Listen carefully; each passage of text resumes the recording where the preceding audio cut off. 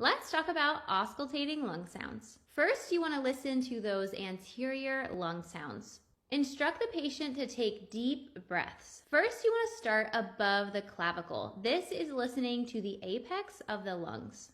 Be sure to listen from top to bottom and compare each side. Next, you want to listen to the posterior lung sounds. Again, we're listening from top to bottom while comparing each side. Here are some other tips for auscultating lung sounds. You want to listen directly on the skin with the diaphragm of a stethoscope. I was showing you on a shirt just for demonstration purposes. Always listen in the intercostal space. Intercostal space, think in between the ribs. This is where you're going to be able to hear. You can't hear if your stethoscope is placed on the ribs. So intercostal space, think in between the ribs. And have the patient sit upright in a high Fowler's position.